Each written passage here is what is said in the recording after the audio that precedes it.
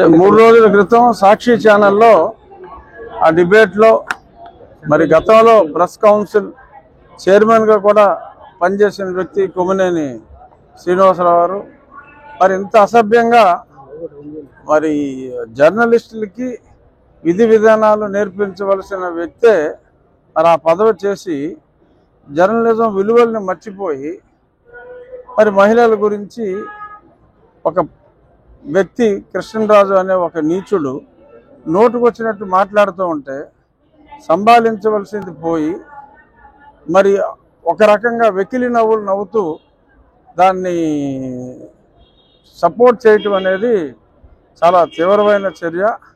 నాగరిక సమాజం ఇటువంటి అసభ్య పదజాలాన్ని సహించదు.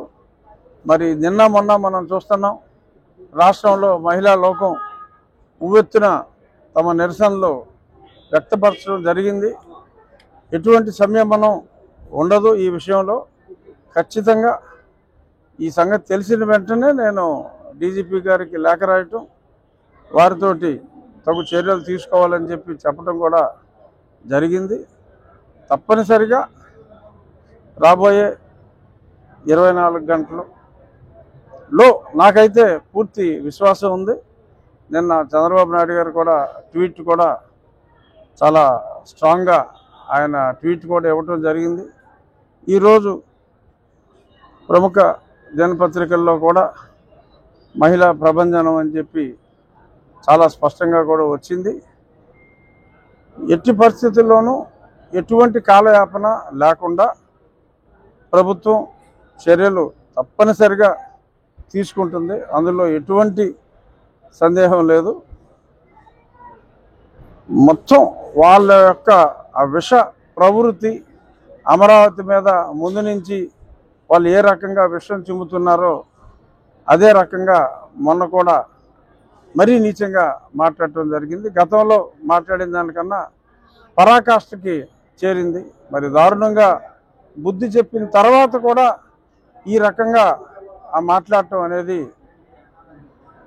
సరే, అది పోగాలం దాపురించిన వాళ్ళు మరి అలా చేసినట్టుగా అనుకోవాలి.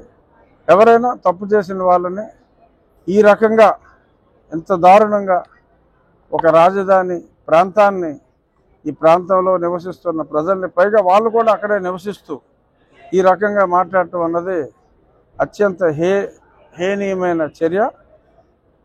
ప్రతి చర్యకి ప్రతిచర్య తప్పనిసరిగా ఉంటుంది.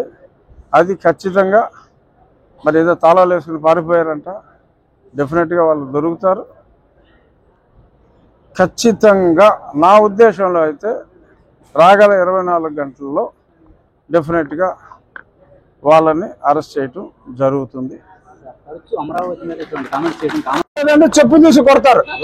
ఎలా అది ఇష్టమా? మరి ఈయనెందుకు సమర్థించాడు? మరి ఇతనేం చేశాడు? అదే లక్ష్మీపార్వతి గారిని మాట అంటే కట్ చేశాడు కదా, ఎవడో లైన్లోకి వచ్చాడు, మరి కట్ చేశాడు కదా. అప్పుడున్న జ్ఞానం ఈ 3 రోజుల్లో పోయిందా? సాక్షికి సంబంధం లేదంటే, సాక్షిలో మాట్లాడి సాక్షికి సంబంధం లేదంటే ఆ కొమ్మినేని ఖండించుంటే అతను ఇమ్మీడియట్గా నువ్వు వెళ్ళిపో అని చెప్పి ఇక్కడ అనుంటే సాక్షికి సంబంధం లేదని నమ్ముండేవాళ్ళు. అనాల్సింది అనేసి వెళ్ళిపోయినప్పటికీ కూడా ఎంతో కొంత బెనిఫిట్ ఆఫ్ డౌట్ సాక్షి మీద ఉండేది. ఇతని మీద ఎటువంటి అనుమానం లేదు. కృష్ణరాజు అన్నాడు చాలా వరస్ట్గా మాట్లాడతాడు. అదేదో సంఘం అంటున్నాడు, ఆ సంఘం ఉందో లేదో కూడా ఎవరికీ తెలియదు. సంఘంలో అన్ని తనే కూడా అయ్యుండొచ్చు. అంతెందుకు, ఈవెన్ ఒక జర్నలిస్ట్ గారు కూడా నిన్న ఆ పేరు నాకు గుర్తులేదు, నేను జర్నలిస్ట్ అని చెప్పుకుంటానికి సిగ్గుపడుతున్నాను, ఇటువంటి వెధవలు, పనికిమాలిన వెధవలు ఉన్నారు. అరే ఎలా మాట్లాడతారండి? ఆడు ఓ తల్లికి పుట్టినోడే కదా. పైగా ఆడు మాట్లాడింది 150 ఎన్జిఓలు ఉన్నాయన్నారు. రాష్ట్రం మొత్తం మీద 109 ఉన్నాయి. ఈ ప్రాంతంలో ఉన్నది కృష్ణా గుంటూరు కలిపి ఉన్నది 10 లోపు. అది కూడా ఆ రకరకాల కారణాల వలన రావచ్చు ఎయిడ్స్ అనేది. దాన్ని ఇక్కడ ఏదో 150 ఉన్నాయని చెప్పి నోటుకు వచ్చినట్టు మాట్లాడటం, వీళ్ళ తాలూకా కూడా ఒకటి రాయటం, అదేమో ఒక ఇంగ్లీష్ పేపర్లో వేయటం, పేపర్లో వచ్చిందని చెప్పి మళ్ళీ ఈ పనికి మళ్ళీ చెప్పటం, ఇదంతా డ్రామా కావాలని చెప్పి బురద జల్లే ఈ ప్రయత్నం, ఆ రాజధానిని హేళన చేసే ప్రయత్నం. చంద్రబాబు నాయుడు గారు ఏమన్నారంటే ఇది దేవతల రాజధాని అన్నారు. కేరళను కూడా గాడ్స్ ఓన్ కంట్రీ అంటారు. మనం ఒక స్థానాన్ని మనం గౌరవించుకుంటాం.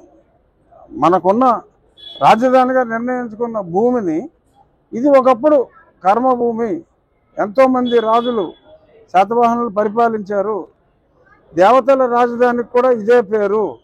సో కాబట్టి దీన్ని మనం దేవతల రాజధానిగా భావించాలి అని చెప్పి ముఖ్యమంత్రి గారు అంటే, దాన్ని తీసుకుని విపరీతమైన అర్థాలు తీసి ఈ రకంగా నోటుకు వచ్చినట్టు మాట్లాడతాం. ఒక మహిళా సమాజమే కాదు, సభ్య సమాజం కూడా దీన్ని సహించేది లేదు. వాళ్ళకి తప్పకుండా శిక్ష 24 గంటల్లోనే వాళ్ళు అరెస్ట్ చేయబడతారు అనేది నా ప్రగాఢ విశ్వాసం.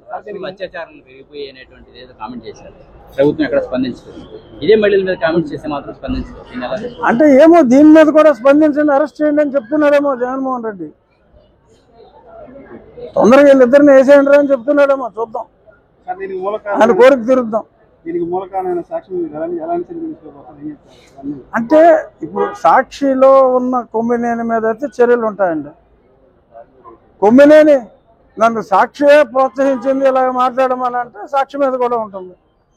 లేదంటే మరి కొమ్మినేనితో ఆగొచ్చు, ఇది నా అంతరాత్మ ప్రబోధం అని చెప్పాడు అనుకోండి. ఇంకా వేరే ఆత్మల ప్రబోధం అంటే చర్యలు ఉంటాయి డెఫినెట్గా. Thank you.